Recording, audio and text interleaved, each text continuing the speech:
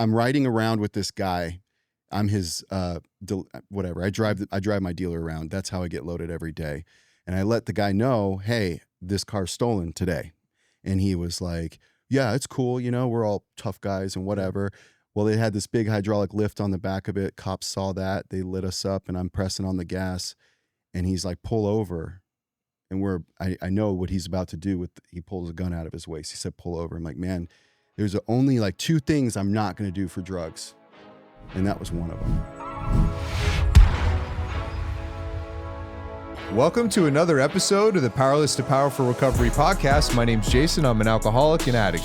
As always, our mission is to share experience, strength, and hope across multiple media platforms. The story of addiction and the road to recovery. We're not affiliated with Alcoholics Anonymous or any other 12-step based groups or organizations, but we are back with another episode. And my co-host, Ronnie, no matter what. What's up, Ron? Here we go. Let's do it. Oh my God. I mean, if we could do this, so we were just talking before the show. I got to shout out my guy, Innovator Award with Kipu, Desert Recovery Centers, Ron, Super Admin, Kipu. We're going out to California. The Innovator Award you're going to be receiving, dude. We're going to bring Matt with us? We're going to bring Matt with us, but we're going to record from the beach, which is a dream of ours. That's our dream. To record from the beach. So shout out, Ron, for that award. It's coming in April. We're going to be out there, but we got a special guest today. Super special. You know, and this is just an awesome experience to have. We have Drake Brown on from SOBA, Director of Community Affairs. What that means, you might ask yourself, Ron, what does that actually mean? What does it mean? You might ask yourself, well, I'll tell you what it means. He's the Director of Integrity.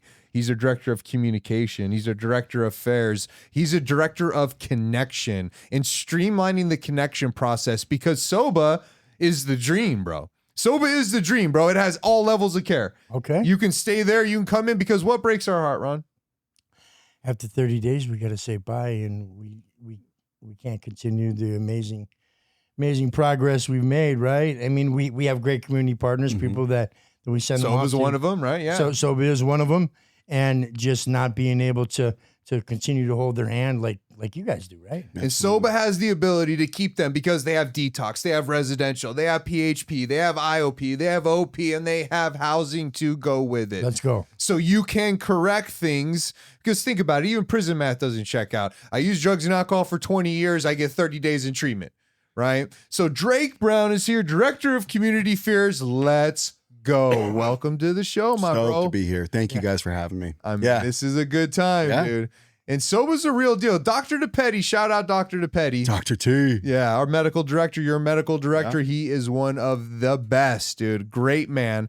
But before we get into you and all the things, right, I want to talk about SOBA, dude. Because this is what this podcast is about. It's about connection, right? And it's about those suffering, those mental health, substance abuse that are suffering right now, and they need support, and they have we don't care about insurance. We care about people who want help.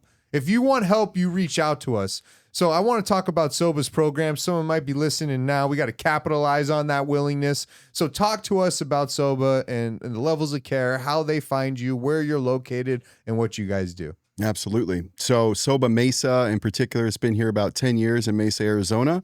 Like you said, Jason, all levels of care, anything from 7 days to 7 months, detox, outpatient, whatever you need to do. It's a smaller family-owned and operated concierge dual diagnosis approach.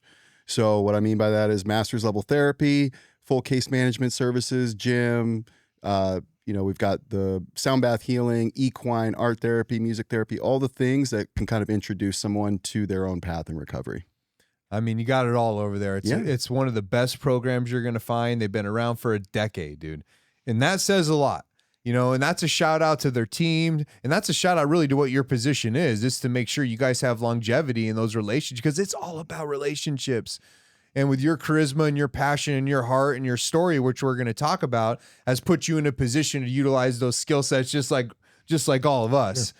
Have you ever been over to SOBA, dude? I have not. Dude, it is, you got it. So next time we take a client over there, you got to be the one to take the transport over there. It's beautiful. Yeah. It is really nice. Everything that they have is extremely nice, just like Desert Recovery Centers. It's like why we enjoy sending clients over to you guys, so they're not shell-shocked when they go from our house to your house, because it's nice, bro. Right. Is it self-contained? Is everything in one area?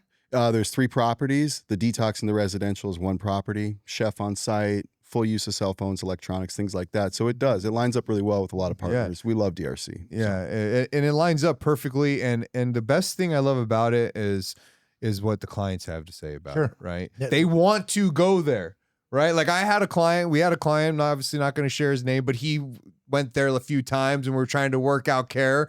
And all he wanted to do was whatever he had to do to get back to SOBA. I know who you're talking about. Yeah, yeah. And it did not. He would do anything, dude. He wanted to go back so bad. Yeah. And that's just one of the experiences because you have it all there and they feel safe there. Because what happens is they get into our care and what we're fighting immediately is the fear of what am I going to do when I have to go so fast. So discharge planning begins immediately. We have to plan right away. And it starts to alleviate their fears. Because if you don't, they're in their head going, oh my God, what am I going to do next? What am I going to do next? In SOBA, they get there, let's say they get into detox, and they could, like, okay, I got some time now, And so one day Desert will grow and we'll grow into, other levels of care so we can continue to keep our fingerprint on them, however you want to say it, dude. But that is just, it's so awesome what you get. It's really beautiful. In the living situation, and the way that the clients like that. Yeah, they do. The clients love the living quarters, so it's really awesome. The programming that you guys do is amazing, but everybody has a passion. Everybody has a journey to work in this field. Yeah. And I want to talk about your journey. Can we shout out Tucson? Let's go. Is it TD's? TD's East and West. Strip club. My wife's going to hate me. I tell directions by strip clubs. Okay, so TD's, I know where you're at. It's a classy place. Yeah, very classy, great food. I'll tell you a quick little fun story. When we were in our addiction, and I would be stranded at a hotel somewhere, lost, spinning around in a room trying to find my way out. I'd call Jason. He'd be, hey, which hotel you at? And I'd say, I'm at the Knights Inn. What strip club? What strip club is Knights Inn by? Oh, at Centerfolds. And that's how he would always say to me, I would say, I'm at this hotel. And he'd be, oh, that's by Cheetahs. Oh, that's by Alaska Bush Company. Oh, that's by... This is how I tell my directions. It's just things I remember when I drive. I haven't been there. I just know where they're at. Lately. It's been a long time, dude. And that's what makes me, that's why, I'll tell you right now, that's why my wife put up with my shit and waited for me for that 8 years in that prison sentence. Because I did a lot of things. You're not a cheater. But one thing that and I'm very proud of it because I cheated on every girl that I've ever been with. And I'd be with earmuffs. Boy, I'd fucking two for shits and gigs, dude, and spend the night and cheat on my beautiful girl at home.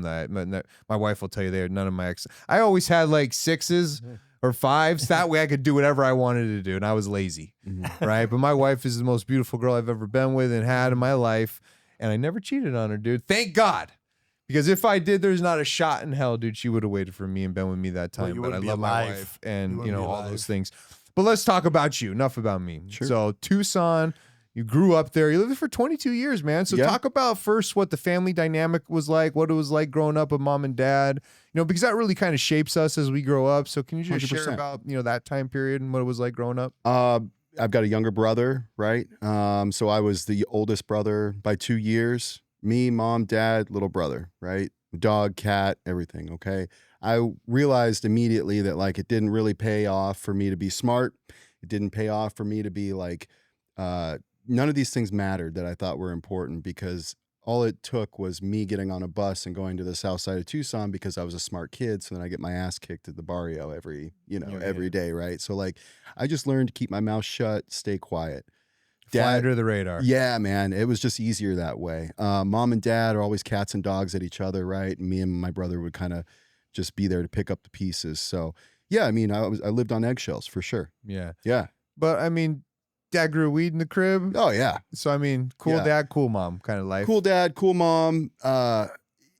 Substance abuse, it wasn't hardcore like I went in, but, grandma was an alcoholic and, I just kind of learned the rules. Don't bother dad unless he's stoned, or maybe we should leave mom alone until she's had a glass, whatever. Yeah. You just learn the rules. So those unadopted rules that you learned throughout childhood. Don't speak, don't ask, don't tell, don't answer the phone, don't talk to the cops, don't answer the phone after 10, right? All these different things that you kind of adopt as you go through the home that you see, just to kind of keep the peace and, and to get the things that you ultimately want and need to as well. You got to play the game.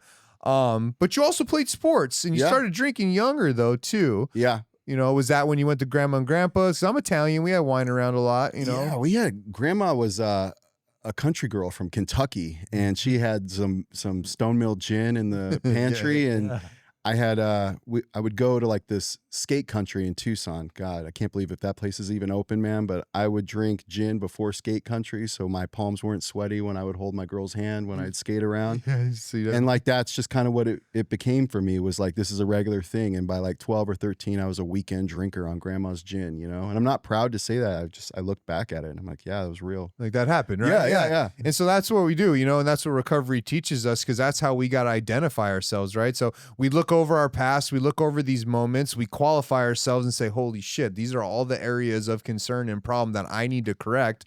And the program and the steps to give us the ability to correct them, amend them, and fix them, and not repeat them. Right. And have a pathway to do that, dude. But it takes us a long time to get there. Mm-hmm. And I like how you said, dude, I was one of those dudes, dude, my palms would get sweaty too, dude. I would have sweaty so right much now. fear. I'd have so much fear, dude. You might not believe it, but I used to be shy, you know. Were you ever like that, dude? Like a lot of fear? You smooth? You're no, smooth? it was different for me, man, because I grew up, you know, my mom and dad were separated, so I was raised by my stepdad and my mom. And we lived in the country. And I went to a small school, and I was like the only Italian kid in that school. And I was loud, and I was different than everybody else. I went to school with a bunch of bumpkins. Yeah. And I was popular because I could fit into all the crowds. You know, so it was that part was easy for me. The part that wasn't easy for me was when I got into high school and I found alcohol. Mm-hmm. I mean, from the moment I drank, now I know that that allergy was ignited, the obsession was unleashed, and all I cared about was drinking and changing the way I felt.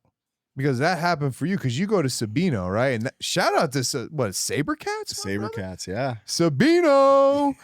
Dude, and I'm telling you right now, dude, that name used to bring fear upon people, because you'd have to travel to Tucson, you get your ass kicked, and then you drive 2 hours home, dude. And they were good, dude. And he's a little bit younger than me. And I remember those days, dude. You heard the name? You heard some shit? Well, you know, obviously I'm not from here, but so my stepson played football for Casa Grande, the Spartans. Shout out Spartans. And that school came up and played them. And those dudes got off the bus. Yeah. And it was like a college team. You seen them? I'm telling you. I looked at Lanny, I said, oh no, they're in trouble. And she goes, oh no, because you know they were good. The Spartans were good. Yeah. And this team just went out there and just mollywopped them. God. Well, dude, that was the thing. Like sports kind of saved my ass because I could be aggressive out there. Yeah. My dad was always smiling when I was playing. Defensive end, right? Yep, defensive end. It was just between me and the sideline. You're screwed. Don't even come around me, right? And that was my mentality, was like my confidence was exuded, right? And then of course came the girls and the party and whatever, right? So I associated sports with freedom, and I associated partying with sports. Yep. And I had a sense, language. Yeah, dude. And I had a sense of like I have to play sports because my parents picked us up. They're both mail carriers, right? Like blue collar people. Yeah. Picked us up, moved us into a district so that I could play at the badass school. And I was always going to be that poor kid at the rich school that couldn't really fit in, but I could drink more than them. Yeah, but I could slam a beer faster than everybody. Right. So that I was could take that 5 beers in that beer bong and no one else can. For sure. You do the longer keg stand than anyone else can. And I think you're probably being modest. You're probably pretty good on the football field. Yeah, but I mean, 3 of those guys went pro. So, but I was pretty good, but drugs were more important. Sure. So, because that happened really quick though, because, you know, and just like anything, dude, you know, and I love what you talked about the associations, because that's what happened to me in high school, and the associations that happen for most everyone in that first stage. You can take AA right out the mix and call it a disease concept. And in that first stage, it's experimentation. The second stage is where we start associating drinking or using with our emotions or sports or parties. How many parties did we go to there were after a football game with no alcohol? Right. 0, because it wouldn't be fun. So now it's not fun unless I drink. Right. And then I also have learned that when I feel shitty, it makes me feel happy. Yeah. So now it makes negative things go away. So now it's the solution to those things. It's the solution to life. Right. And that happened right then and there for me in high school, dude. Right. And so you're playing defensive end in high school. And then how do pills come into the mix? It was like 2004, 2005. So Oxy 80s. Time. Yeah. Floating around big so time. like some of our peer group, their older siblings started getting into oxys, so it filtered down into us. And I remember I was at a party and I snorted an oxy, little tiny nothing, right? Yeah. Like I'd put way more than that of cocaine down, and it was like, we're done. This is what I waited for my whole life. It was, and I remember the cops raided the party, man, kicked in the door, whatever. I just went to sleep on the couch. I woke up the next morning. There's a little kid at the party eating cereal or whatever, and I just sit down and start eating cereal next to him. I didn't give up. I didn't care. No, dude. I know. Nothing else mattered, right? So opiates for me started at 16 years old and started with oxy, and I chased that for quite a while. For a long time. But he's, Ron, I think you've probably done this before, tried to. I think we all have at some point. He's what we like to call the chipper. Right? He liked to chip because he was able to, because this, for me, it was like, this is how I got turned on to 80s, right? So I mean like 100 Percocets a day. Doesn't matter. 5, 10, 7.5, doesn't even matter. 30, lunch, breakfast, dinner, right? And my friend says, hey, you should do 80s. It's cheaper. We're talking 2002. I went to prison in 06 for writing scripts. So the time period you're talking about with the 80s, I was full throttle into those. Like, hose clamp, callus on my finger from shaving so many of them, all the Blue things. stains all over Blue your stain on shirts. every It shirt, was a getting the mess. coating off every undershirt, like you name it, dude. I had it, bro. It's just the obsession for that. So for me, it was cheaper. It was cheaper for like 2 days. Yep. And my tolerance kicked in so fast. But that shit was so powerful and so strong that if you weren't doing 100 Percocets prior to that, it makes it real cunning and baffling and powerful. Yep. Because you were able to make one pill last you a whole week at times. Yeah. And so that trick, and you went through school, you graduated school, you went to college, and the whole time you're chipping. Yep. How do you do that? I loved it so much that I knew that if I don't space it out, I'm burnt. That's the sickness of my disease, is I knew that it was going to be with me forever, and I needed to pace myself with it. That's my disease. Wow, dude. How powerful that is. I relate. I relate, but too, different with. So my thing for 25 years was crack cocaine. I was right in the middle of the crack epidemic back in New York. So I was a white dude, Italian kid that could stroll into the neighborhoods, and I had my connections and all the things. And I was the same way with crack. I mean, I smoked a lot, but chipping, if you could chip with crack, it was me. I always had to have crack. Right. Because I knew I was always going to do crack, so I could never run out. So it was the, same thing. Yeah. That same obsession. It's like this I buy in sort of idea. It was like, Yeah. I'm buying into this. Yeah, like, this is happening. Exactly. This is happening every single day, and I will go to any means necessary, dude, to do it, dude. Yeah. Yeah. And didn't matter what destruction was in my path. None of that mattered. But, you graduate, but now you got some options, right? And those options are jail, institutions, death, because everything goes so good till it goes so bad, right? So things are starting to pile down on you, and, and I can totally relate to what you're saying, because, I wouldn't have graduated from Phoenix College if I didn't play soccer, right? I went to school at ASU. I moved out to Tempe when I got hurt to finish my degree. That did not last long. Yeah. You graduated probably because of football, right? You graduated to graduate. You got through that. Now you don't have any oversight over you. Go to U of A, but you've been doing pills for so long. Yeah. And it's starting to catch up. Yeah. Mom's sick of it and doesn't have money to send you to the 15th fucking detox and this is and that, so she's got to cash pay.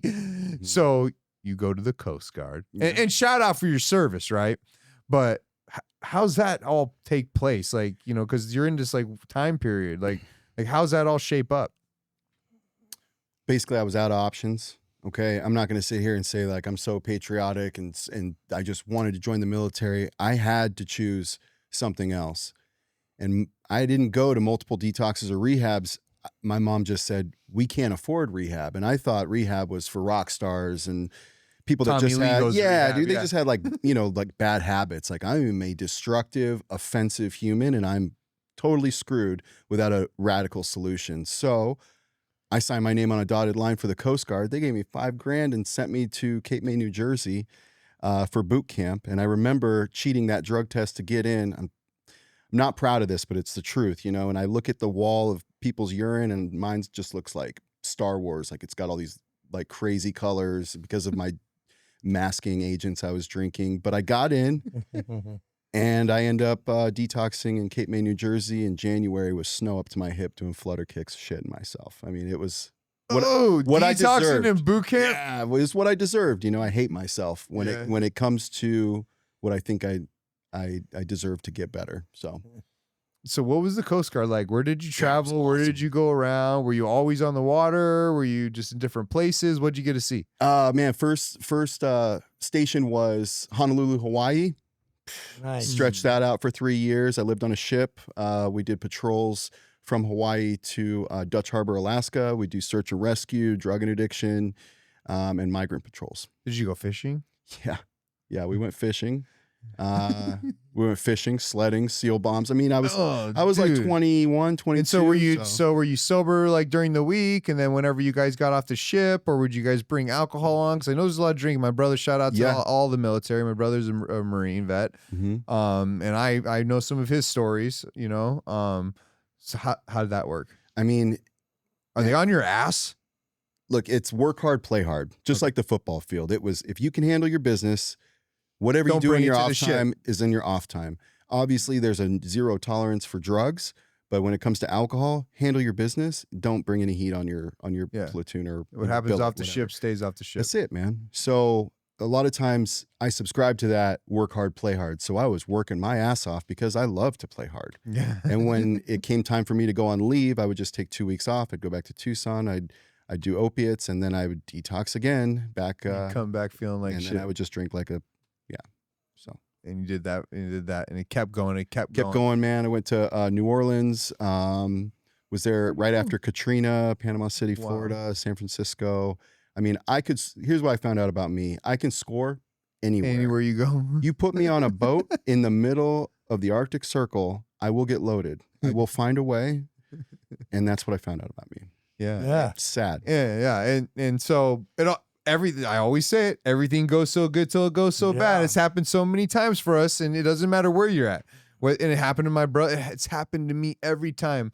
You know, and Ron said something that I like, right? And it just makes me think a lot about all these different times when I build it all up, and then my mom thinks I'm doing so good. I'm in the Coast Guard, and I'm just doing all these things. Look at Jason, he's doing so good. He's got these businesses, and he's doing all these great things. And then all of a sudden, reality hits, and the lies fucking come crumbling down.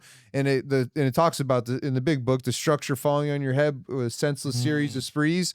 And Ron talks about having this unique ability to jump out the way and let it fall on everybody else and go rebuild somewhere else. Sure. And that was my superpower. And that was his superpower. And he talks about that, dude. Yeah. I mean, I remember tell your mom to plug her ears. I remember the time when we had our own phone room. This is interactive addiction. And your aunts were all in town, and they came to see us. They were all proud of Jason. But they don't know that there's 7 people piled in the bathroom, all shooting heroin. I've got a loaded gun in the desk. We've got a bunch of stolen merchandise in Jason's car, but we were doing good. We had a business. Right. Giving tours. Manageable. Yeah. And it talks about that in the big book in the 5th step, you know, and it talks about, you know, trembling to think someone might have observed the things that we do on our sprees. These memories are a nightmare. We're under constant fear and tension, right? We push these memories far deep inside. We hope they'll never see the light of day, dude. Because I'm just under constant fear of being found out. Dude. Oh God. Of everybody finding out the truth. And then everyone's gonna know. And that fear, I gotta stay loaded. Don't think, don't feel, don't care. Because when I'm on opiates, I don't really fucking care about anything. Well, you say it all the time. I mean, and I know you can relate because you speak the same language. Yeah. My fear is I'm gonna go back to prison and not be with my family. So what do? I commit 7 felonies a day. Yeah, I do everything. I'm afraid to catch a disease, but I share a needle with X amount of people, right? I'm afraid I'm going to get that fentanyl in my cocaine, and that's my fear. So what do? I just do more cocaine. It doesn't make any sense, right? Right. It's the cunning, baffling, powerful feature of the disease that will sneak up and get us, you know, but we're the last ones to get it.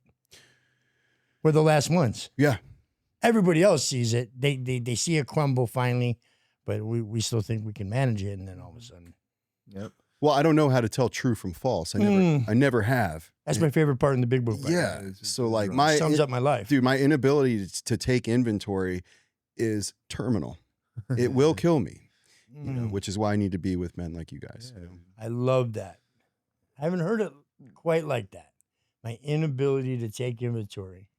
That's a good way to put it because, you Yeah. know, the book is very wordy, right? And you really got to know what you're talking about. And, you know, that's why I love big book studies, because I hope I can break it down in a way that a lot of people can really relate to it. But there's some parts in the book that I love how it can be interpreted in a couple different ways to what it relates to you, and differentiating the true from the false. And that part in the book is one of the most powerful parts in the book, but quite possibly one of the hardest parts to explain. Yeah.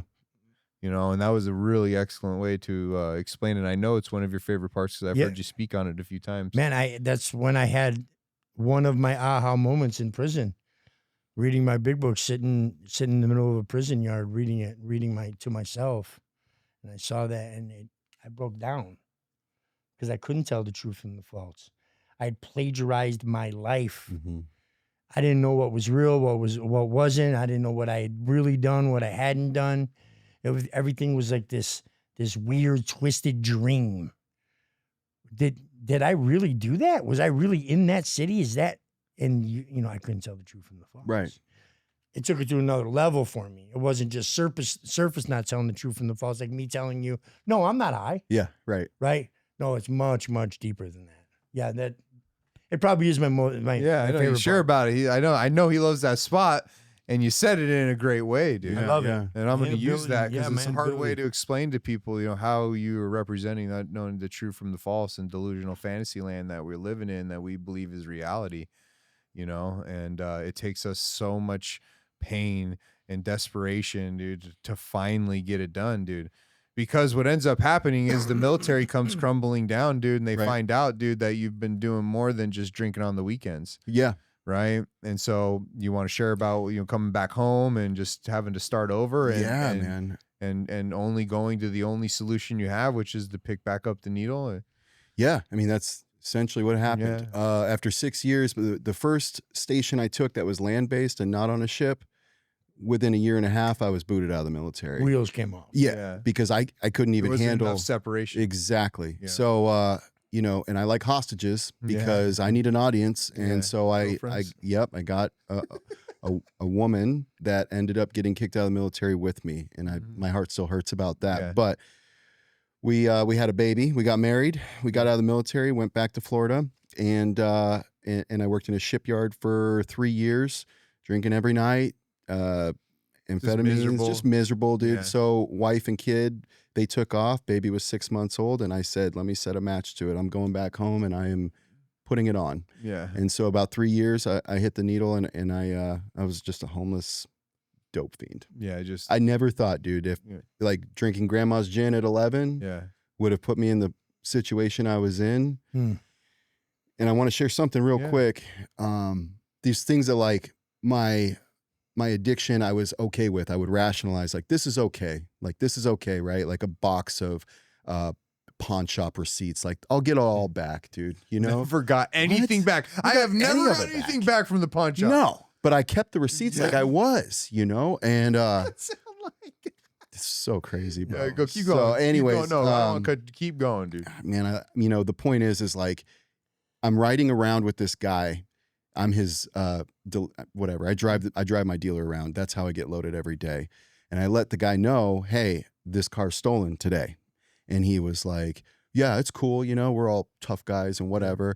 Well, they had this big hydraulic lift on the back of it. Cops saw that. They lit us up, and I'm pressing on the gas. And he's like, pull over. And I know what he's about to do. He pulls a gun out of his waist. He said, pull over. I'm like, man, there's only like 2 things I'm not going to do for drugs. And that was one of them. So that was kind of a tipping point, man. Yeah, that's a powerful moment right there. So I hit the gas. Yeah, took off. Took off. Did you get away? Yeah. Damn. Yeah. Oh, so you knew Tucson that well that you have a spot? I have a spot. No, I didn't have a spot. Do you have a spot? Do you have a spot? Like, did you ever have a spot? Because I was known to drive around with suspended licenses, and I lived in Tempe, and I'm telling you right now, in Chandler, how many times did you get pulled over with me on a suspended license? 20? I'm going to tell you right now, I don't know if anyone else knows this, but if you get pulled over on a suspended license so many times, they start charging the person whose car it is for letting you take it. My wife got in trouble for my suspended licenses. Do you remember that? I knew. The impounds, the dude. So I don't know why we're talking, but I have one spot in Tempe where you can lose sight of them, make a quick left, and they lose you. They lose eyes on you. Where you go under the bridge by Old Tempe St. Luke's. I think it's Aurora right now. Mill. Anyways, guess where I ended up? In the dumpster behind TD's East. Surprisingly. TD's. See, I know where that's at. Anyways, yeah, man. And so now, is, it all comes crashing down, dude. this Every single time, dude. my dad was tired of it. It was bad. Going to the plasma clinic, hiding my track mark, all the things, man. It was miserable. I wanted to die every single day, but the gun was in the pawn shop or the stolen truck was out of gas. Thank God for my addiction, because if I didn't have a reason to get loaded, I would have had a reason to die. So it saved me one day at a time until it was going to kill me. I feel that. Yeah, man. Yeah, wow, dude, that is powerful.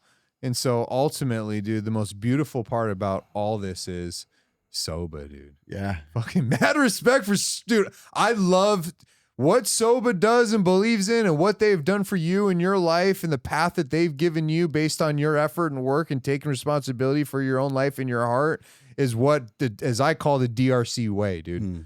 I believe in that shit so much it's not even funny, dude. I love this. Yeah. This is the juice, bro. Yeah. So let's talk about this. So you become a client at SOBA. So it all comes crashing down, dude. But you don't have any money to get into. SOBA's fancy like desert, right? Yeah. We're not cheap, right? Because right. we do a lot of things that cost a lot of money and a lot of professionals. For sure. Right? Because we want outcomes. So how do you get there? Dude, so this is God stuff. My first experience with my maker was my mom's watching the news, and the founder of SOBA Recovery Center is on the news. His name was Greg. My mother went to high school with Greg. She's like, I know that guy. And she cold called him. And she begged for my life because my mother is a saint. Shout out, mom. Yeah. Mom, I love you. Yeah, shout out, mom. Shout out, mom. And then I called Greg and I begged for my life. And he said, look, man, I'll give you 30 days. Make the most of it. So it took me 3 weeks, and I almost didn't go to my own scholarship because they wouldn't let me drive my stolen truck to treatment. But I freaking made it, man. And after 30 days rolled around, they said, do it again. And 30 days rolled around, they said, do it again. So that was a generous spirit that I'd never encountered in my life. Something always cost something. Someone always wanted something from me. It came freely. And when I said, how do I pay it back? They said, give it away to someone else. And it was a total head. It was a head fuck. Still is, man. Yeah. Dude, it's the juice. Yeah, for sure. It is the juice. That's why they've been around for 10 years. That's why. Yeah. I'll tell you that right now, dude. And that's the whole reason why we do this, man. It's the moments like that. It's the recovery piece. It's God. It's spirituality, dude. But ultimately, people want to help people who want to help themselves. Dude, you didn't get the extra 30 days because you sat around and fucking played video games and ate fucking bags of chips 100%. All day. You're right. You got a sponsor. You worked the steps. You cleaned the house. You did anything they wanted to do. You participated in group. You were awake in group. Talk about that experience of working the steps and finding recovery, dude, because it's happened. Where you're coming up on 8 years, my bro. We have this same thing. Yeah. Same ride, my bro. The miracles, dude. I feel it. Dude, I hate when people say, I was on a pink cloud and I came off a pink cloud. Well, what the fuck did you stop doing, my bro? Keep it going. Yeah. Yeah. Just keep doing it, dumbass. It works. Yeah. I'm still on the pink cloud. Dude, your life is a reflection of it. Yeah, it's wild. Sometimes I it's in contrast to how I feel. Sometimes I'm like, I feel like I stole this life from someone else. But then I just immediately get my hands into service, move my feet, and then I'm like, okay, I feel like I kind of deserve to be here a little bit more. You know what I mean? But everything's borrowed for me, man. Like, I don't own any of this.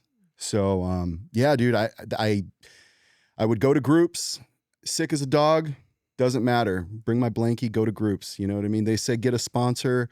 I'd say, I don't know what that is. They'd say, call this guy. I'd be like, okay, I'll call him. He won't show up, but I'll call him. Motherfucker shows up, Yeah. He's giving me cigarettes and talking to me about the book and stuff like that. So everywhere I thought that I would be right, I was proven wrong.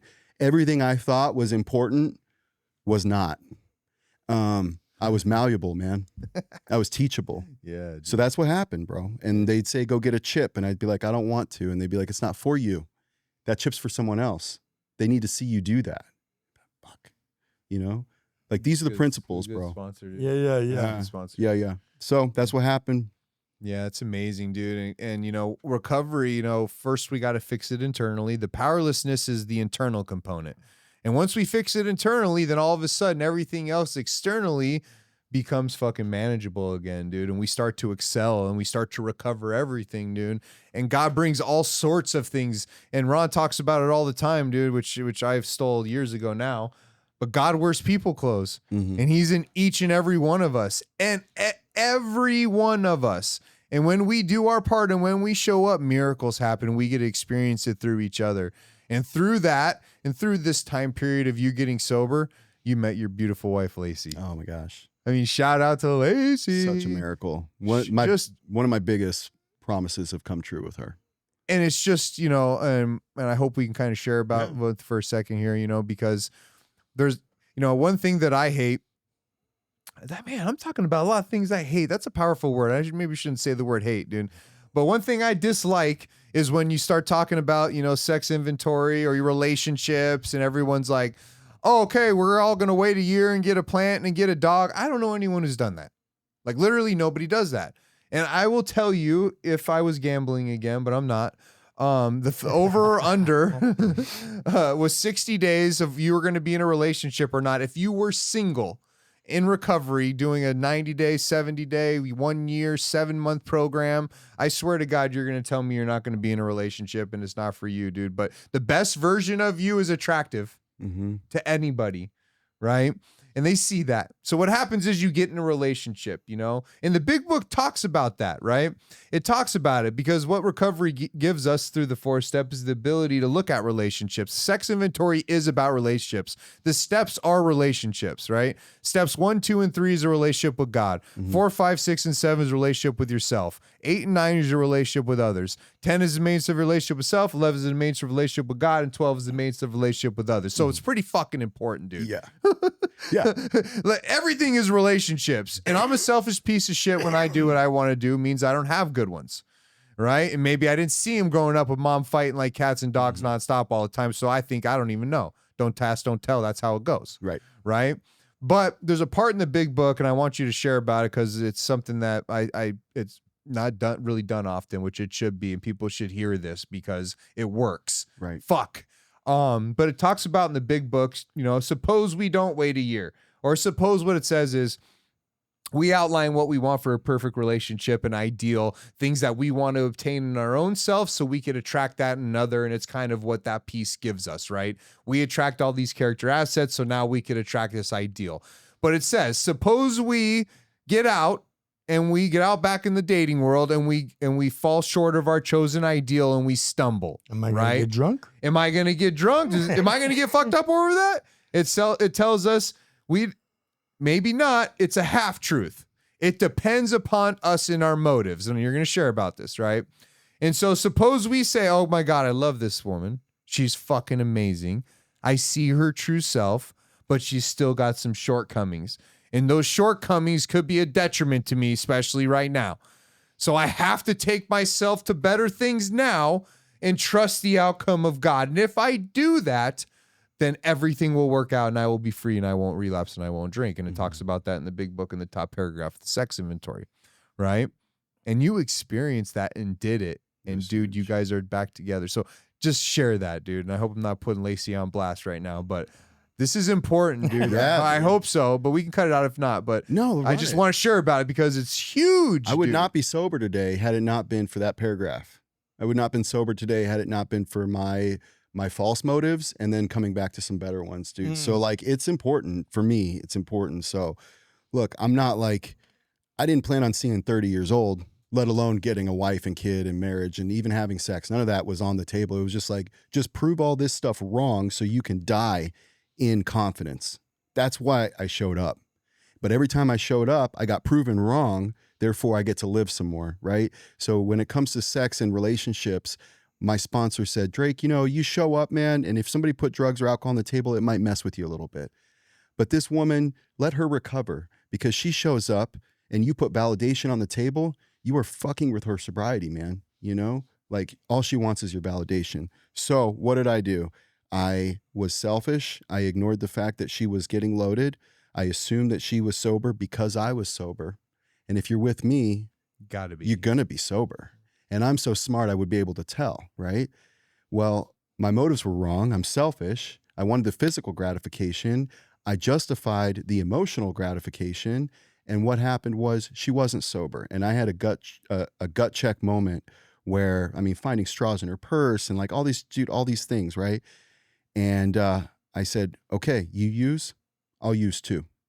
Bust it out. She's like, no. I'm 9 months sober, working a solid program, ready to throw it all down the drain. Yeah. And she's like, no, I'm not going to do that. I said, okay, then I'm leaving and you got 3 days to go to treatment or I'm telling your mommy. Yeah. Yeah, hell yeah. I'm serious. She did, bro. She told her mommy. And she went to treatment and I got back on track and I abstained from anything, dude. And we courted each other again. You know what I mean? Like it was spiritual in nature. Yeah. It wasn't like, I need you to do this for me. It was like, how do I bring value to your life and vice versa? Yeah, it's beautiful. Yeah, dude. Sick.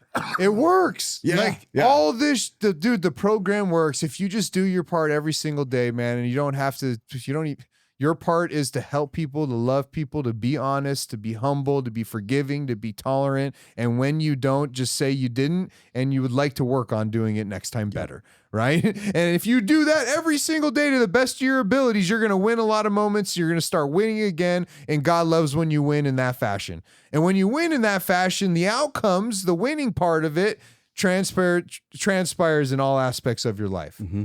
And you get to experience it every single day. And not only did you get to experience in your personal life and the intimacy with your wife, dude, I love that. That's why I wanted you to share about it. Dude. Yeah, thanks for because I have beaten it into my sponsee's head, and I have not taken my own advice previously. So for someone to do it and have the outcome is just another living, breathing example, dude, of the power of God when we do our part the right way, and when because God wears people clothes. He's in Lacey as well, and so finally Lacey did her part, and you did your part, and God showed you the beautiful outcome. I mean, the ideal is important. When you do the ideal, it's sitting there looking at you, black and white. You can't rationalize or justify.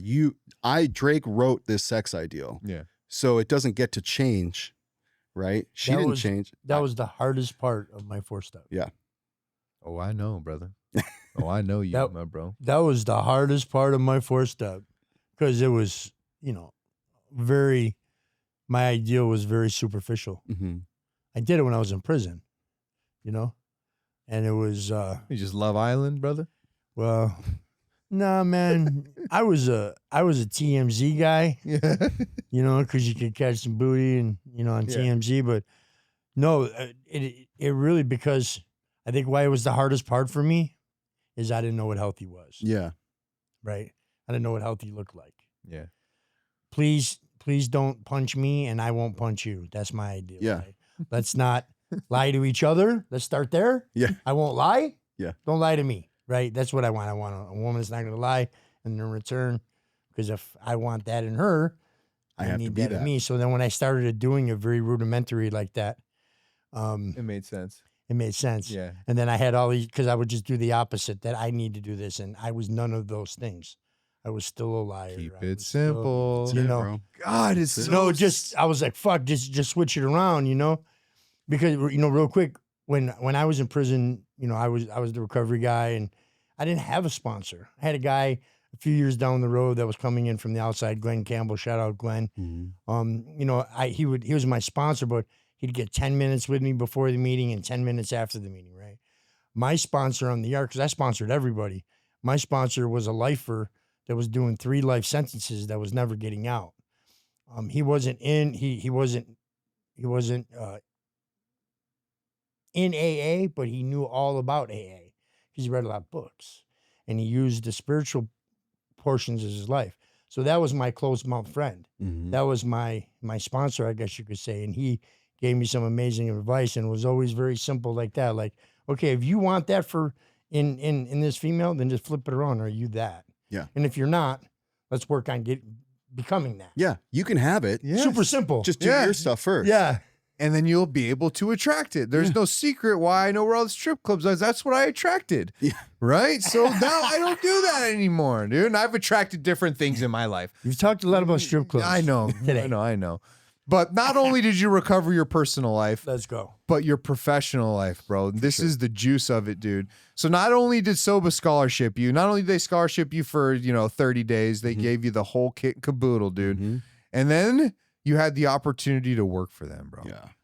And you work for them today, dudes. Can you talk about your professional ascension there and just what that means to you? Dude, I get chills. Yeah, I'm going to start crying right now, dude. It's okay. The responsibility that I feel and the trust that I get from SOBA Recovery Center is really all I've ever wanted. I didn't know I wanted those things, and I have that today, I do not think SOBA Recovery Center saw me kicking in bed 3, room 3 on January 20th of 2018 and said, that guy's our next director of community affairs.